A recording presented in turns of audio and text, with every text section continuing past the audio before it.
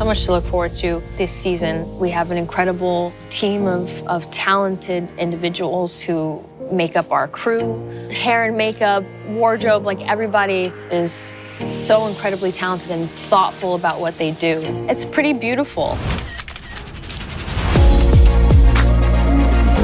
The costumes in the first season, I really tried to create our own world that was Euphoria, but also being grounded in some kind of reality so that people weren't pulled out of the story. It was that much more exciting to get into second season and push it further and get deeper with the characters. Mark.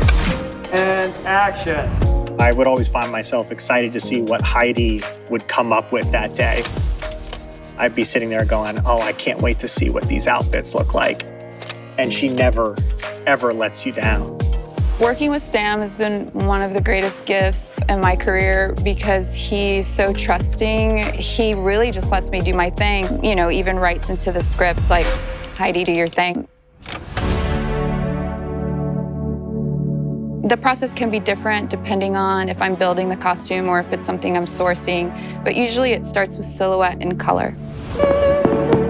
Last season was like a lot more colorful, a lot more like blues and purples and that kind of thing. And I think this season like is all black and gold and like dealing with dark darks and the bright brights. This season we worked with several designers. We worked with Marc Jacobs for Maddie, Jeremy Scott, Moschino for Cassie looks. So many designers were generous and sent for fittings. A lot of what we did this season, though, was build costumes. It's not every day I'm given an opportunity to do period, and I love doing period. I mean, that's when you really get to, like, build costumes. For Fezco's grandma, we knew right from the start that we wanted to create those costumes rather than source something that existed in the world. I took a lot of references from sort of Grand Ole Opry sort of suits that were popular in the 70s. So she's wearing this like bright blue suit. And instead of doing like studs or multicolor embroidery, I chose to do tone on tone. So we use like blue metallic thread on a blue suit. So it's more subtle and not as flashy as all of the rhinestone suits that I was originally inspired by. It's just the idea of being able to glean from like as many different references as possible and then have it sift through this one idea for the character, the rules that I create for the character, and then hopefully it becomes something new that, you know, people feel like they haven't seen before. With Rue's look this season, I didn't want to do any bright colors, fashionable, trendy looks for her because of the seriousness of what Rue is going through. Even if I'm wearing an outfit that seems like it's just a t-shirt and some pants, there's a thought behind the colors and why she's wearing it and what she's layering it with. Everything is done with such intention. It was important to not do the like, you know, bright Hawaiian shirts and the little cropped striped tanks and to have a more somber approach to her costume. Sydney's so fun to dress. I think she definitely had the most changes this season. She starts out, you know, sort of in a depressed place because of what's going on with Nate. Why are you awake at 4 a.m.? Why are you awake at 4 a.m.? So we see her go through this series of looks where she's frantically trying to get his attention. We got to play with so many really cool looks because I was all these other characters that I thought Nate wanted, and then I got to lean into Maddie's look. Hey. Wait, why? My class is this way. She looked really good. I think Maddie seeing Cassie, it's kind of funny to her at that point. We tried to find these moments that, like, even if that specifically wasn't written into the script, it was like, what can we do to, like, lean into the comedy? I don't understand. If you're not auditioning for Oklahoma, then why do you look like that? Like what? Like a country music star. In a good way or a bad way? Bitch, you better be joking.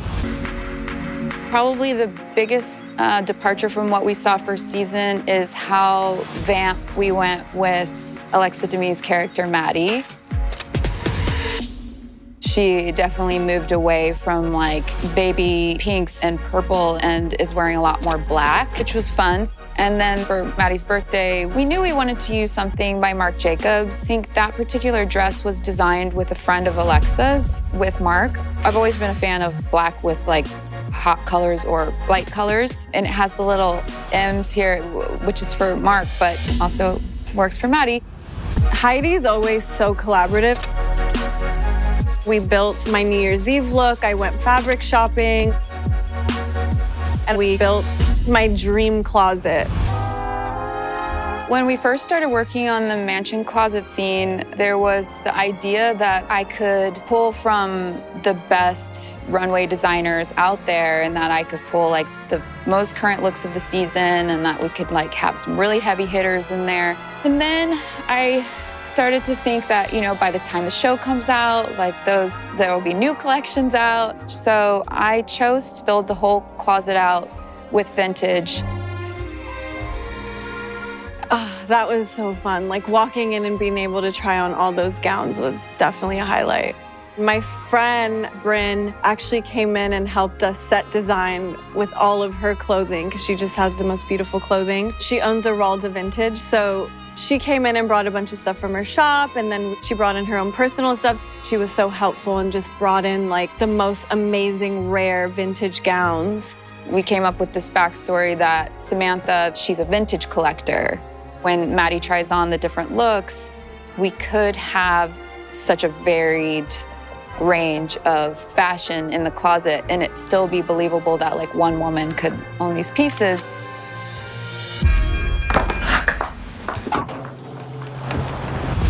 Hunter's character, Jules, is also moving a bit darker.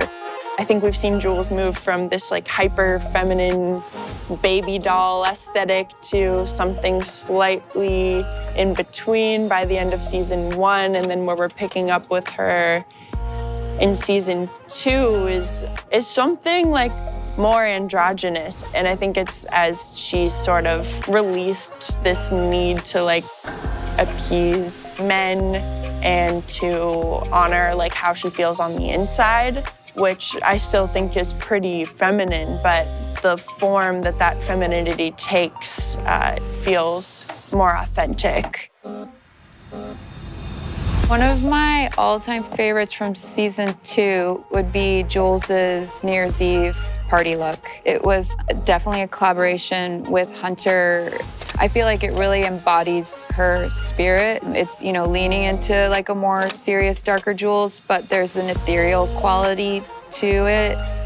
We definitely took a bit and did something new. So I'm excited to see how that will take with fans. And just to see people like identifying with these characters and using the aesthetics to play with or dressing up is really special that we could be a part of that. To be back with the Euphoria family and to be a part of second season, it's just been one of the best experiences of my career.